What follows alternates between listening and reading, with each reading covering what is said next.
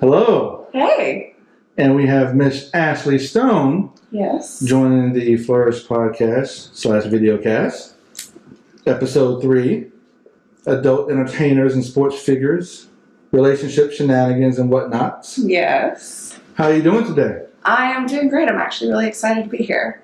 We're happy to have you as well. Now, to the viewers and the listeners, Ashlee's forte is the BDSM and fetish world. Yes. So this is the first conversation that we've had in that genre, and so I think you're going to help our listeners, really get some insight and gain some ground into that area. Yeah, I feel like I can absolutely do that. I feel like I can help educate people on BDSM and kink culture, and I'm very excited and I'm passionate about what I do as well. So I have a lot of knowledge in this area. All right, so let's kick it off. Now, you live in the Texas area. I'm not going to say what specific city. Yeah, I live in Central Texas. All right, Central Texas. And would you say that a lot of your clients in the fetish and kink world, how do you go about, meeting them or communicating with them? Is there a specific genre within the kink space that you're seeing overtake others? Okay, well, how I connect with them, how I talk to them and stuff like that, normally it begins, so Twitter right now is a huge platform for DOMs and professional dominatrixes and stuff like that, especially in the middle of the pandemic currently, and I'm able to connect with them on there. Usually we discuss kinks when they hit me up, and we decide if it's a good fit.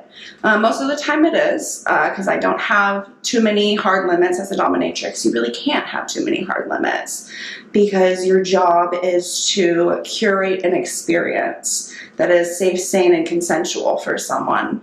And it's not purely sexual either. There's a lot of psychological play, so that's why you need to make sure it's a good fit between you and your sub before you take someone on as a client. Now, with meeting up with them, right now, I'm a little bit more selective about who I meet up with. Let's talk about that process after you finish, the selection process. Yeah. But, I really enjoy all of this. Everything that I do. I love bringing people into this culture. I actually have a lot of newbies approach me, people who want to experience and kind of push themselves more as well. And so I help push boundaries. I have certain rules about that too, and we can get into that a little later as well. All right. But the kinks that I really see that are the most common right now would be sissification. So sissification. Explain that to the users. So that's actually probably my favorite kink for someone to have. All right. So what it is, it's usually heterosexual cisgendered males, and they're normally alpha presenting in their real lives. They hold high-powered jobs, or just their lives in general. Like, they're in control of so much. People look up to them, and so they hold a lot of pressure from society's like gender norms that are placed on them. And with sissification, what it is, I wouldn't essentially call it cross-dressing, but they do cross-dressing in it. They essentially want to be a female, so they're submissive. It's their release from the societal pressures of being a man, and then some of that, from what the readings that I've had, was some of them were born with a certain specific gene, or some of them are born that way. So I actually have a few clients that have admitted to me, like, I've known that I've been this way since I was a child. One of my clients told me, said he's known since he was 8 years old. Another one of my clients said, the first type of porn that he started watching was really BDSM and sissy centered. And it's very interesting because they also, within the sissification culture, they do things like lock themselves in chastity cages. So it's supposed to make them feel even more feminine because they're locked. They're, they have usually, small penises as well. And we call them, little dicklets or clitlets and stuff like that. Sissies learn how to do something called sissygasm instead of regular orgasms. And it's essentially where they do a prostate massage or they're fucking a dildo with their ass. And they're able to completely get off and come that way. They're also able to they're taught to rub their dicks like clits, like with 2 fingers in that one little spot, right underneath the shaft. And so they'll get off like they're rubbing a clit instead of how a man would, essentially jerk off, how he would normally get off.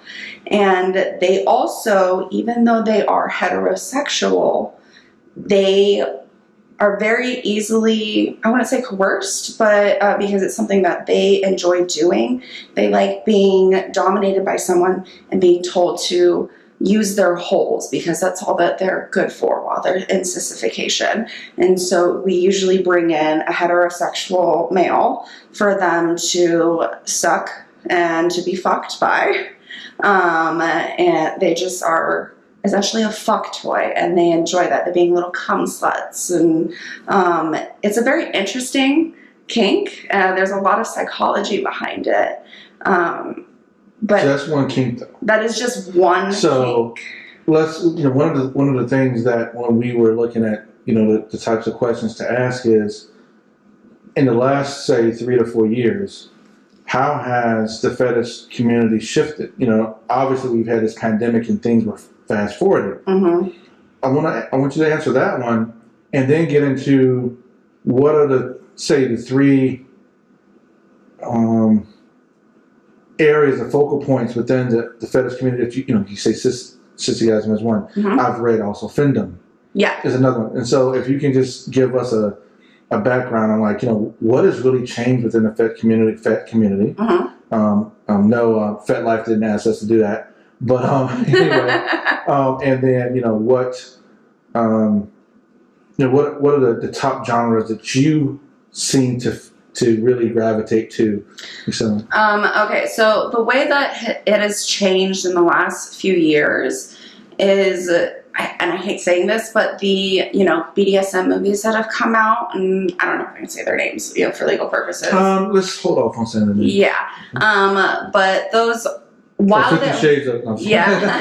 while they are not accurate representations of BDSM or kink culture, they have allowed people to kind of mainstream BDSM a little bit more, made people want to experiment, try new things. It's opened up a lot of people's minds to experiencing something new sexually. Because, vanilla sex is great. Do not get me wrong, but adding something a little bit extra into it that can really spice up people's sex lives and stuff like that, and it makes it more exciting. So that speaks to the psychology of it. That really does, yeah. Let's table that for later. Mm-hmm. Come back, because in our first episode we had Isaiah Maxwell, Jessie Lee, Sabina Rug, and one of the things they were like the psychology of why people are look at porn, mm-hmm. and how they use to get off. But this one, the psychology, what you're talking about, is a different type of way how people tend to. Oh, it's a totally different way. Right. And so let's make sure we touch on that and put that in the parking lot, but continue on. Okay, so those being the, or that being how it's kind of changed in the last few years as more people are open. They are still afraid at the same time, though, to bring things up to their partners, so they approach people like me, Dominatrix. And a lot of times now, with the access on Twitter and, on the internet and different DOMs, we don't just do work in person now. We're more accessible online. So they tend to come to me online and reach out to me that way, especially for the people who don't have a lot of experience with it or are too scared to go and do in-person sessions. So I'm able to do online sessions with them, Skype sessions with them, texting, phone calls. I can really accommodate anything with them. But that is how it's really changed, I feel, in the last few years. It's grown as well. The community on Twitter is blowing up. Okay.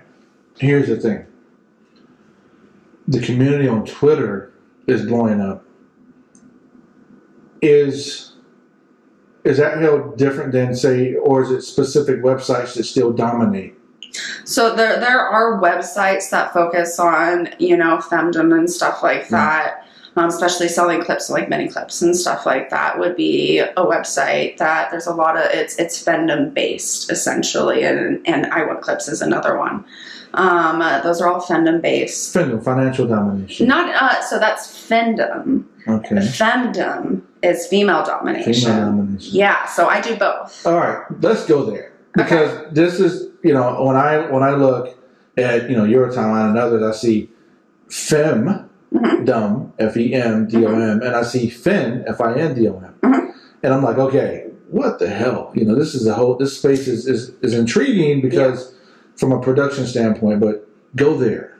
Okay, so you want me to explain the differences between the two? Okay, so Femdom would be normal, like female domination. It's, the essential, like, dominatrix style work. Like financial domination, that is different. Those type of subs require a different approach. How you handle them, their needs are a lot different. So these tend to be people that get off on the idea of growing the wealth of their financial dominatrix, giving them a better life, giving their paychecks up to them. I know financial dominatrixes that have made millions of dollars doing it. They have clients that are extremely wealthy. I know there was one recently that I saw had one of her subs sign his house over to her. And it is about control. These people have so much money. And again, it all falls back to the societal pressures of being a male and an authority figure within this world. And sometimes they feel like they're not fit to manage their own finances. So they rely on a financial dominatrix to be very strict with them, to take over control of their finances.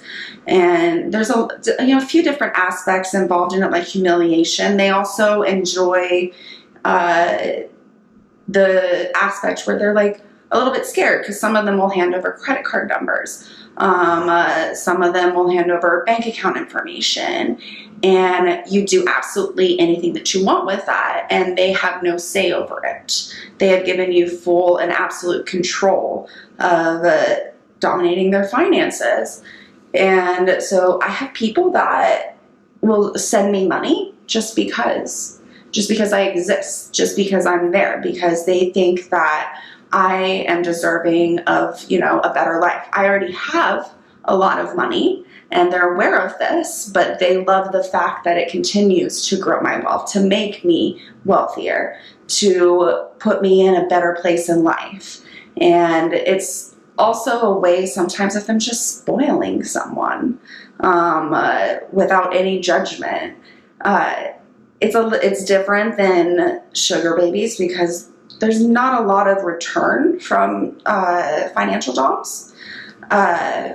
We sometimes, do things with them and stuff like that, but if you have control over their phones or something like that. So one of my clients is actually a blackmail client, and that is a fetish right now. Okay. So I had one where he had me download a parental app on both of our phones. And he had the kid version, I had the parental version. So I was able to shut down every single application on his phone.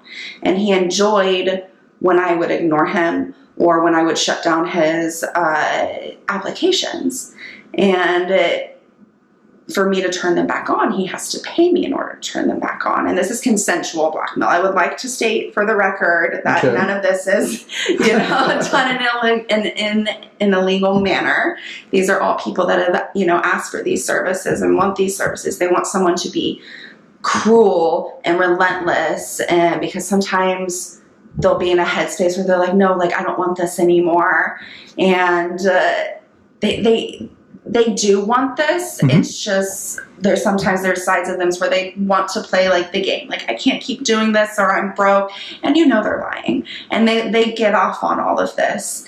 And they have to listen to you too. And that's one of the things that they love about someone having control over their phone. They have no choice. Mm-hmm. I can shut down their access to Cash App, to the settings on their phone. There are team viewer sessions where I can go through everything on their phone and computer. I find out all the information on them. They let you do this? Yes, they let me do this. They will voluntarily send me their driver's license. They'll hold their driver's license also up with their next to their face. They send me embarrassing and incriminating like photos and stuff like that, information on family members and stuff like that, just on the chance that they decide to not want to follow through with it. And they want someone who would be willing to text these people and be like, oh, you're not going to pay me? Okay, well, I'm going to message this person and send this to them. And this is all consensual to them. They have also an exposure kink. So the risk of being exposed to people turns them on. And it's actually, it's pretty interesting, but financial domination comes in many different forms, and that would be probably one of the most extreme ones. All right, so we just went live on OnlyFans. Okay. To those, D Flourish XXX is the OnlyFans. Hi, guys. And mentioned in the description was a BDSM and Fetish discussion, just deep dive with Ashlee Stone 420. And that is her Twitter for anyone listening to this on the podcast, or if you're watching this on YouTube. It's Ashlee with 2 E's. Ashlee with 2 E's. Oh, probably have to correct that one then. Anyway, so that's what we're doing right now. And so just giving people, because we actually just saw that, it's giving people the chance to hear it live. Hopefully people take advantage of that. And if they have any questions too, like I'm more than willing. Exactly. Yeah. Exactly. So now we talked about Findom and Fin, F-A-N, and Fem, F-E-M. So where do you see?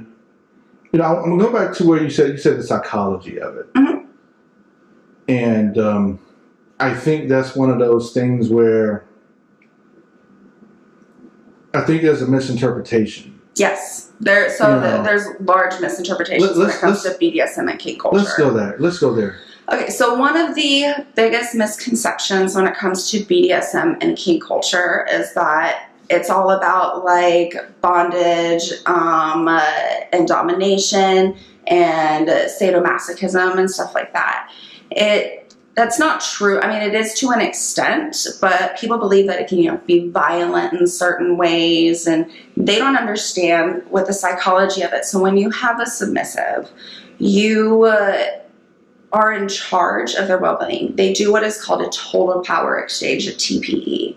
And it's essentially where you take over their power. They trust you enough to give it over to you. But at the end of the day, what most people do not realize is the submissives actually have more control than the doms, unless otherwise discussed. So there's different types of BDSM and domination that is practiced. There's rack, prick, and SSC. All right, so go there. Okay. There we go. So now we're getting deeper here. Yes. So SSC is safe, sane, and consensual. So the dom would essentially decide, okay, no, what you're doing right now or what you want to do, that's not safe. That's not okay for you to do. So we're going to stop right here.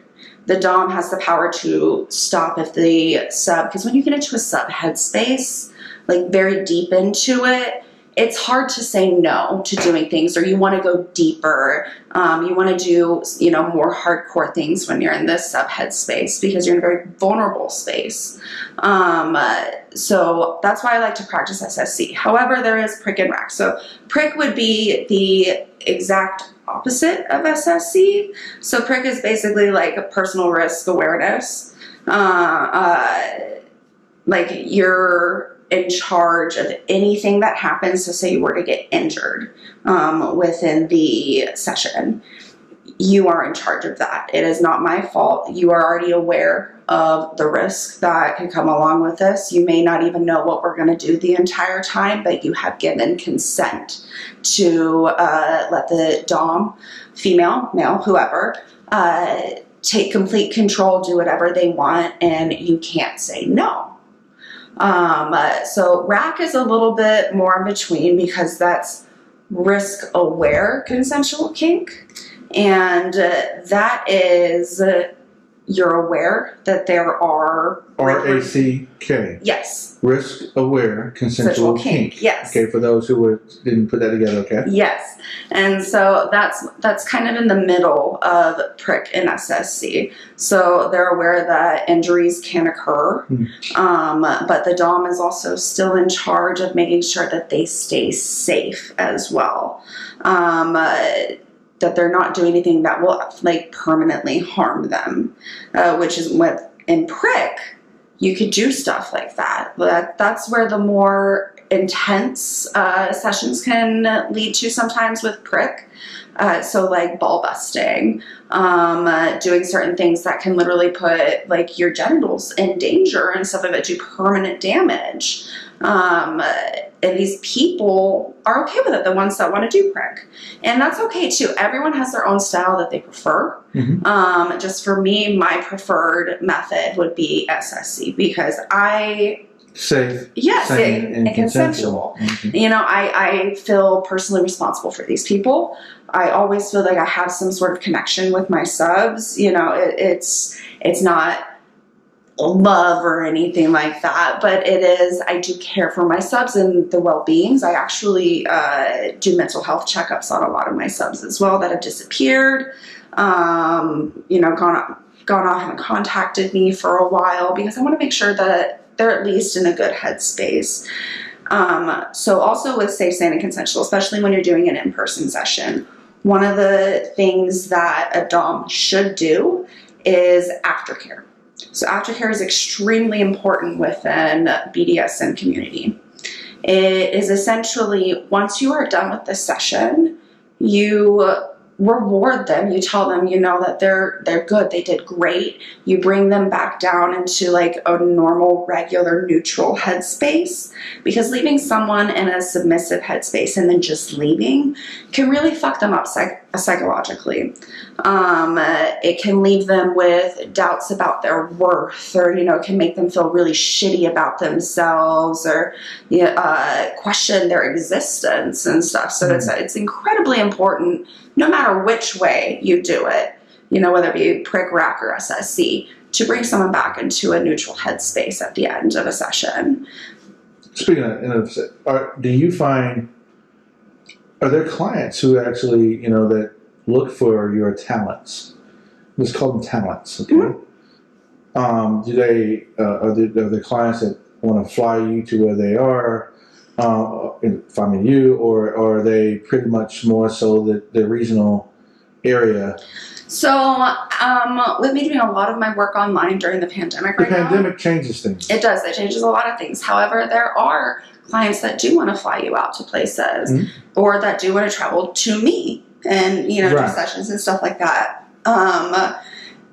But right now, like, you know, I'm really not able to do so because of everything. I've also had offers from submissives who want to be live-in slaves. So they're domestic slaves. They would live with me. They would do absolutely everything around the house, cook, clean, whatever, and I don't have to thank them. They live in a sub headspace 100% of the time. Can we talk about the sub headspace? That it rings. You know, there was a movie I'm not going to say, and there's a guy who was a dom as a male, and he sort of trained the girl to be in a sub headspace. But now, do you find that sub headspace are only males, or are they male and females? Male and females. Male and females. Now, yeah. So I actually started my journey into the BDSM and kink world as a submissive myself. As a submissive, okay. Yeah. Okay. So that's how I was introduced into it. And then I had a dom. I had a male dom at one point, and it was an amazing experience. So I feel like I am able to understand both sides of everything, and that's why it's so important for me to provide aftercare, to treat my subs with, you know, a certain amount of respect, because at the end of the day, they are my submissives. They are asking for certain services, and a lot of times they don't want that respect. They want to be treated, you know, like little whores, or like my rag dolls. They want to do whatever the fuck that I tell them. And but I understand where they're coming from the sub headspace, because I used to be one. So I transferred over. I started realizing that I was at very minimum what's called a switch. So I could switch from dom to sub, back and forth, whichever one I needed to in the situation. So when I was modeling for a while, modeling and BDSM overlap, and a lot of people do not realize that. It's still there. Okay, so with the type of modeling I was doing a lot of like boudoir, swimsuit type stuff. Okay. I also did nude modeling. But I also did, within the nude modeling community, there's a lot of people that want to do shibari rope shoots. So where you're like suspended by the rope work. Now, do you know how to type? Yes, so I'm not the best. I'm still working on that. I lost some of my skills because I used to do them years ago. I'm working on gaining them back. All right. And it's a lot harder to do it when you don't have too many in-person clients at the time, especially during all of this right now. Okay, so so BDSM and modeling overlap. It was just very interesting. So when I was modeling, I did nude modeling. And one of the shoots that I did was with a photographer. He was a U.S. citizen working in Singapore, but he flew out here. And he specialized in shibari. And I did this amazing, just phenomenally beautiful shoot in the middle of the woods. And there was this 2-story cabin where one complete half of it was glass. It was just physically beautiful. And he did shibari rope on me, and I was suspended in front of the cabin at one point with the ropes completely nude. He also suspended me from the staircase that they had in front of the glass. Just did a really lot of like artistic knots and stuff like that, because it's not just normal rope tying. It's a true art form. But that was not the way that I was introduced to BDSM, but it was definitely something that showed me more of like the BDSM side. His photographs that he takes. So he'll buy the rights from the models that he shoots with. He ends up going and sells these photographs, like large prints, to extremely rich men for like $15,000 who are into these fetishes, because they can pass shibari rope stuff off as artistic.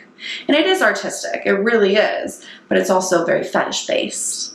And so it's extremely interesting, and I really got the opportunity to meet a lot of people within the BDSM community once I was modeling, to educate myself more so. And at this time, you know, like I was still like a switch. I wasn't predominantly a dom.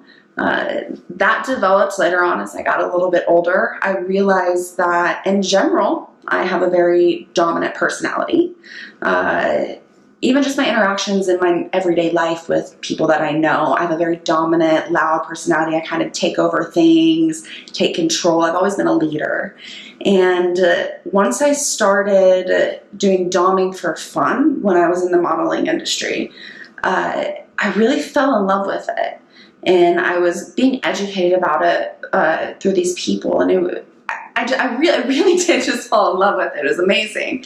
And so I decided to take it professionally because I was so good at what I do. I had so many compliments. The content that we shot with you guys, my client, he told me that I had pegged him better than any guy had ever fucked him before. All right, so pegged him better than anyone had ever been inside of him from a rear perspective before. Yes. You know, because he, I'm unsure of his sexuality. I would say probably pan.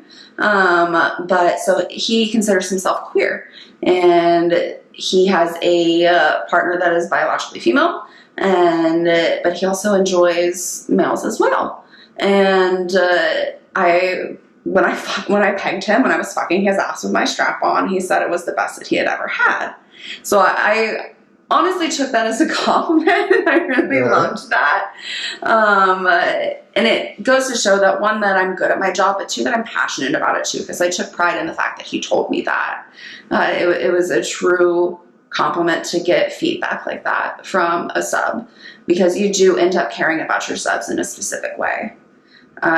What you're doing is very intimate, especially with the power exchanges and being able to trust a dom well enough to take your power from you and to hold on to it and to be in charge of everything about you and your body, you end up developing, a dom-sub relationship, which is different than a lot of people think. Like I said before, how I check up on them, do mental health checkups and stuff. I do care about my subs to a certain extent. It is a job also. So I do have to separate that, because there are some that try to cross lines, that think that I'm their friend in every aspect, and I'm not. This is my job. But I do enjoy what I do. It's a lot of fun. I've really found my calling within all of this, and I've enjoyed doming as long as I've been doing it. And I didn't realize how good I would be at it until I actually started doing it. I was scared my first time, actually. Tell us about your first experience. My first experience doming? Oh gosh. So I had a client that, this was before I was being paid to do it. So it was essentially a friend who asked me to do this before I became a professional at all of this.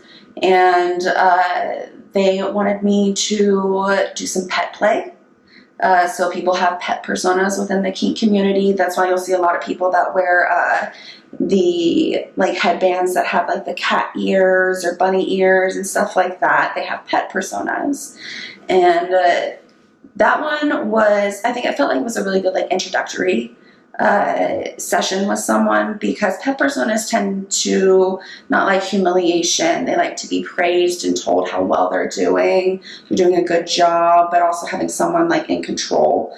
They usually do not speak at all during a session. It's normally just animal sounds, like woofing and stuff like that. They crawl on all fours. Essentially, they just want to be your pet. They want to be at your feet. They want to be around a dominant woman who just, treats them like their property and stuff like that. And that was a very fun session. That's all I did, was just treat them like my pet. And I loved it. I actually really love pet personas. They're very fun. And they're very friendly too. They're probably the friendliest, I would say, of all subs that I encounter.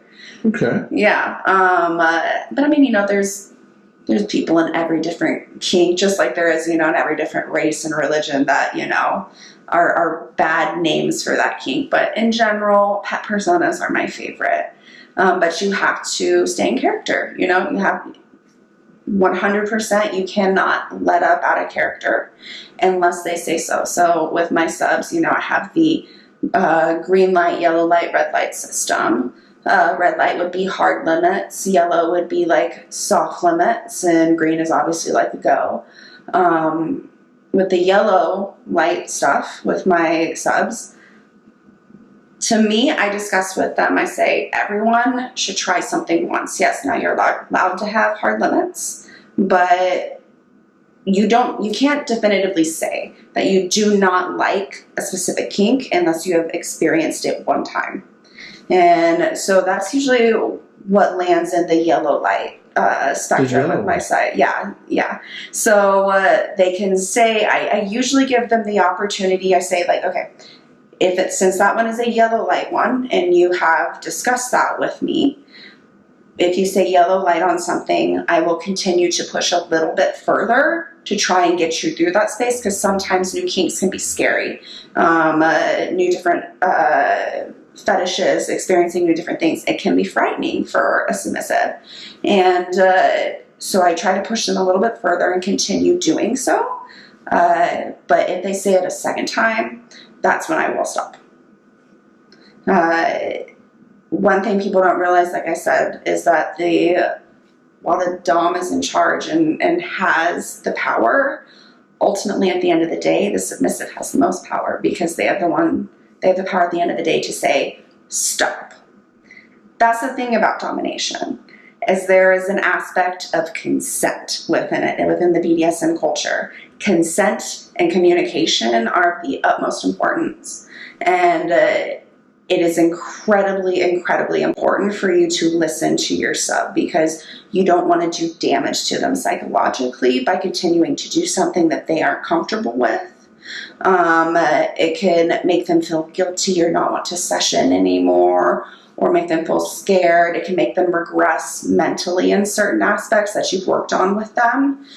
So a lot of people need to realize that submissives actually hold the most power, even though they're handing over their power to a dom.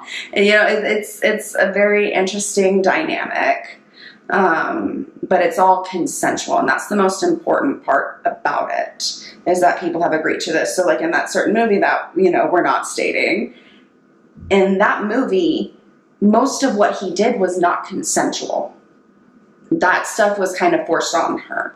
She did not give her expressed consent that she was interested in trying these different things. You know, that she was like, okay, I'm cool with us doing this. Let's try it. Communication is incredibly important within the dom sub community. You need to communicate.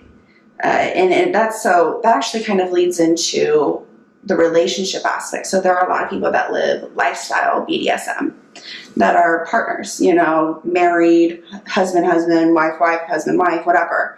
And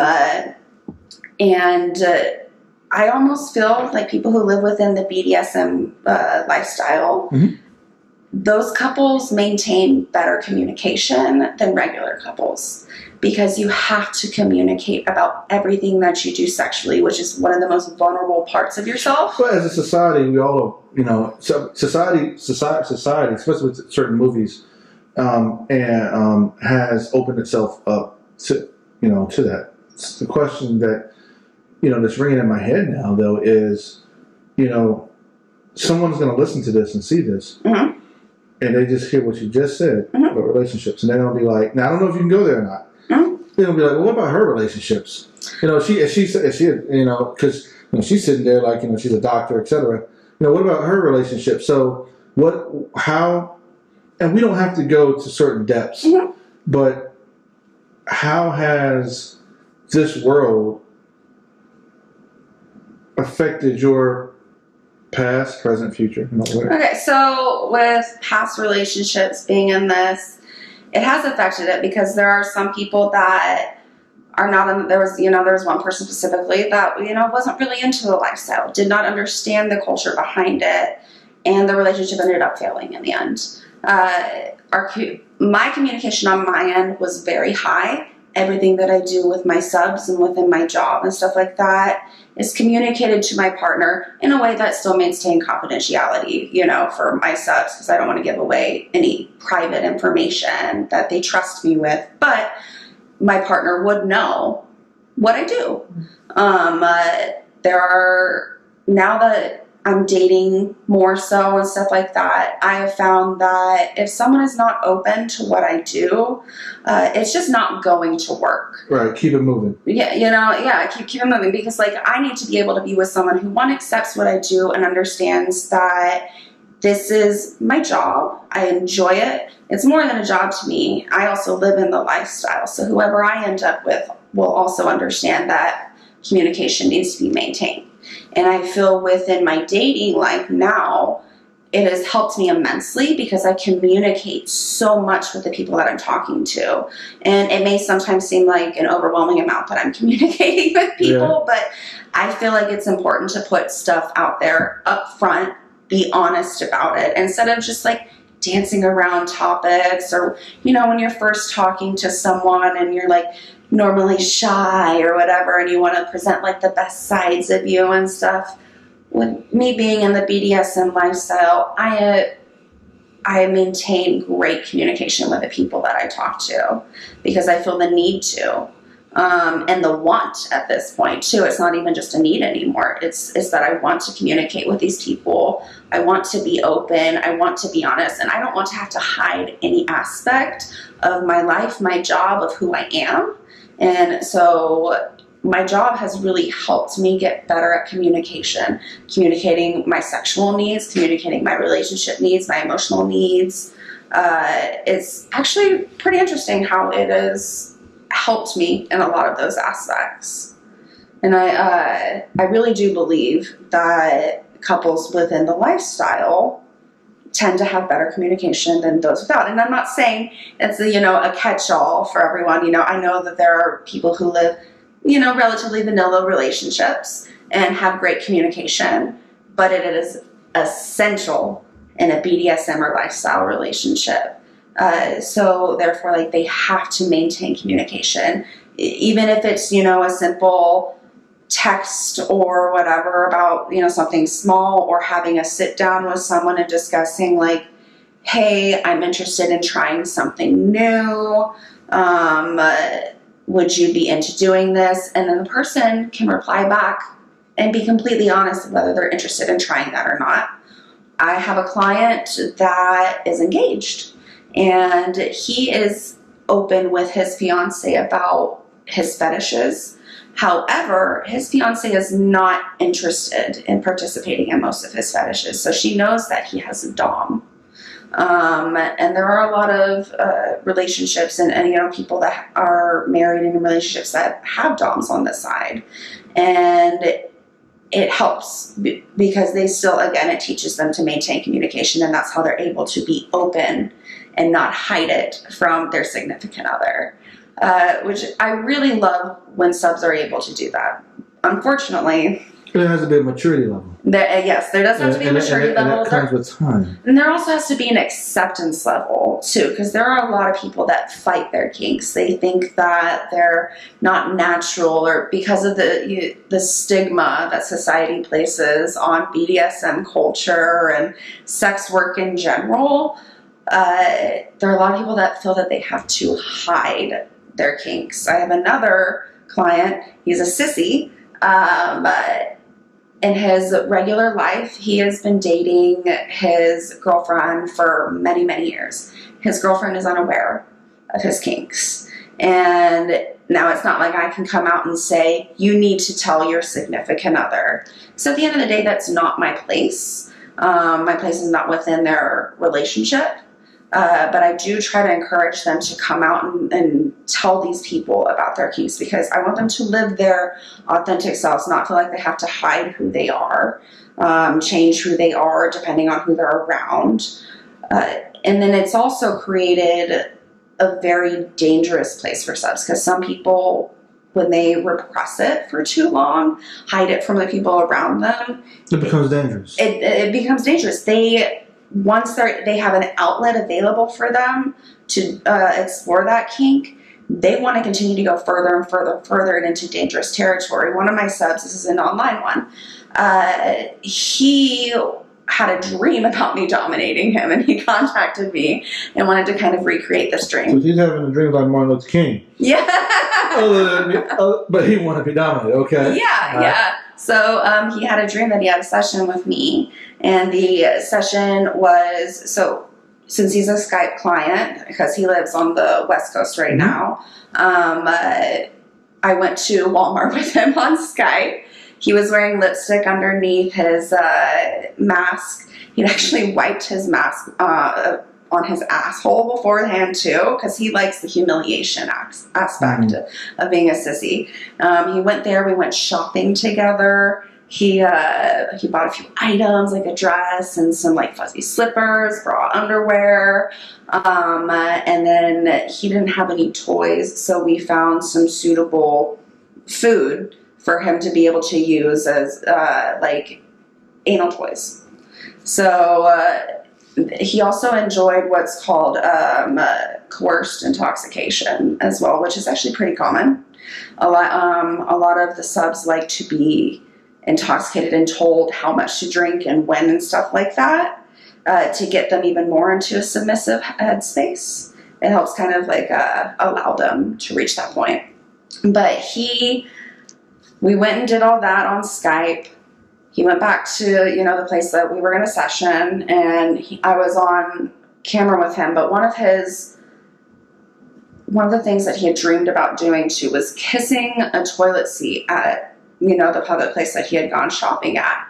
And I had to tell him no, because we're in the middle of a pandemic that is extremely dangerous. I don't want to put any of my subs in danger with their health either right now.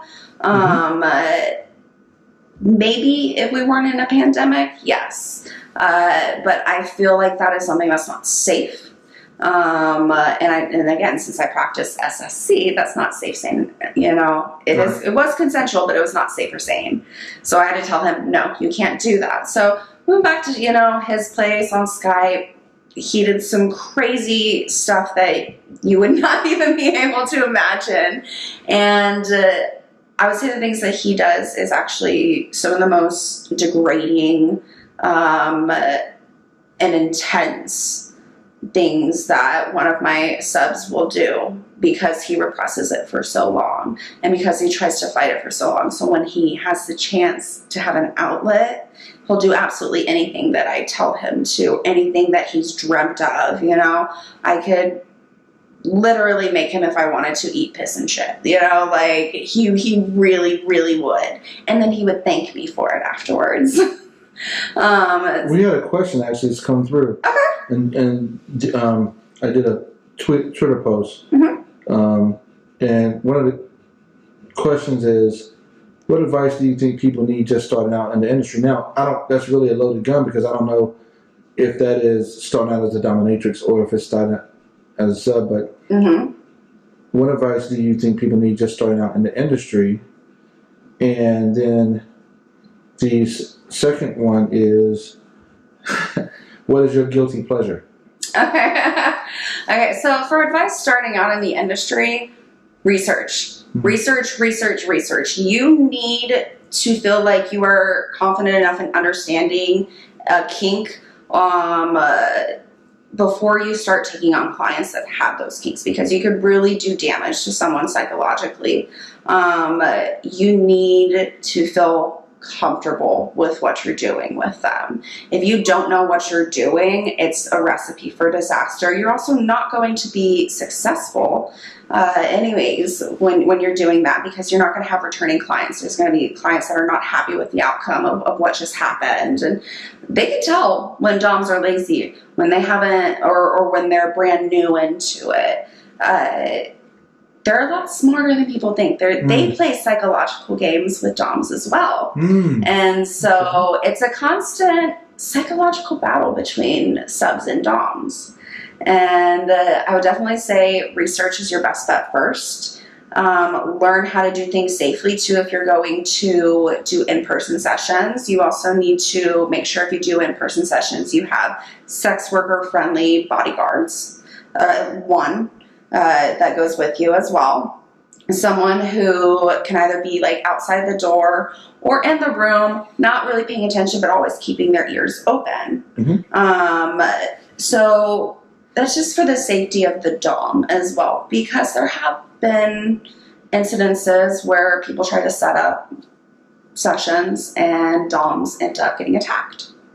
And so it can, it's crazy. Yeah, so it's not always the safest industry. So you have to take an incredible amount of precautions. Like if I'm doing an in-person session with someone, I'm going to get their ID information, you know, their full name, all of that. And then they also, you know, they sign release forms and stuff like that as well. I do it as legal as possible.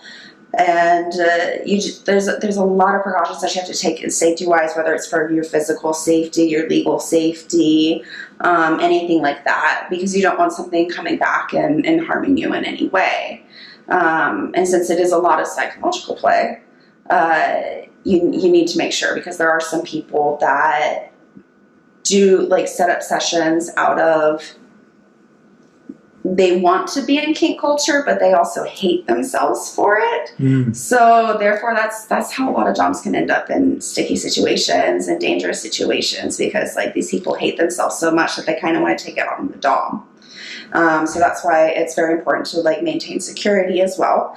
When you're online, you need to make sure that you're using like a VPN. You know, you have different ways to protect the security on your computer as well, or just have a different computer and cell phone in general that holds a, you know, no important information on there. Obviously, most dominatrixes will also use stage names and stuff like that as well, so that's incredibly important. For subs, I've had subs that contact me and I'm able to find out their first and last name because they don't even change it when they contact me. And so I have to let them know, like, look, if you're going to be in this space on the internet, you need to know how to protect yourselves as well, because there are a lot of people who will do non-consensual blackmail. And so they find out information about you. They'll find out information about your family, how to contact your family, your significant other, you know, etc., whoever. And they will blackmail you for money so that you will have to pay them so you won't be exposed. And I've had to do that for a number of subs because they don't know any of that. They're naive to it when they're first coming into it. So you have, in both aspects, as a dom and a sub, one of the most important things to do, very first thing, would be to protect yourself, protect your identity, because who you are as a sub and who you are in real life, you don't want those two to overlap too much. In certain aspects, yes, but you don't want it to ruin your life, because there are some people that have kinks that literally control and rule their lives, and it can really damage like your job, your family relationships and stuff like that. I've heard of so much stuff happening, and so I make sure for myself and for my subs that we take all precautions necessary in order to maintain privacy. So with me being a dom, I've always upheld the fact that I maintain confidentiality with my clients. I do not give out information on who they are. I will only do exposure or release who they are if that is their kink, exposure, or blackmail. But otherwise, I protect them. That's part of my job, is to protect them as well. It's interesting. Like, it's refreshing to hear anyone within the sex working industry saying protecting their clients. You know, there are some that I've come to hear about that. You know, once, if you're not protecting your clients, you're done. You know, and then because word travels, etc. You know, so you stay out of courts. You stay out of certain shenanigans because your livelihood is a delicate one. Guilty pleasures. Okay, my guilty pleasures. You escaped it. I'm not letting you escape that one. So I definitely have some guilty pleasures within my job. What are they? Definitely humiliation is one of my guilty pleasures. I have some. I love it, and you have to be very creative in the ways that you approach it too, because some people are incredibly desensitized to certain types of humiliation. It's very much formed for each individual. You know, it's a different curated experience for each individual, but you kind of have to pinpoint by talking to them a little bit what their weaknesses are, what their insecurities are, how you can humiliate them. Because some people think, you know, you can just say like, oh, you're a fucking loser, you're a little bitch, or something like that, and that'll do it for them. And that's not going to do it for most people. So humiliation is one of my guilty pleasures within it. Another would absolutely be pegging. I was thinking you're going to say chocolate, strawberries, eating popcorn and Jello in the middle of the night, putting whipped cream on somebody, and oh, so we're doing regular guilty. We're doing regular guilty pleasures because you are a regular person. If they saw you in the street, they don't know who you are. No, they don't. Right. So most of the time, my guilty pleasures are hanging around my place in sweatpants. And, there you go. Just being lazy. I love watching Netflix and playing video games. I am actually a gun owner as well, and I like going to the shooting range and doing stuff like that. Another guilty pleasure of mine would, gosh. Well, you know what we're gonna do? You say gun range. So here's the thing, fellas out there, if you're listening or if you're seeing this and you want to shoot your shot, she is single, ready to mingle, and she has her rules and principles. So I do.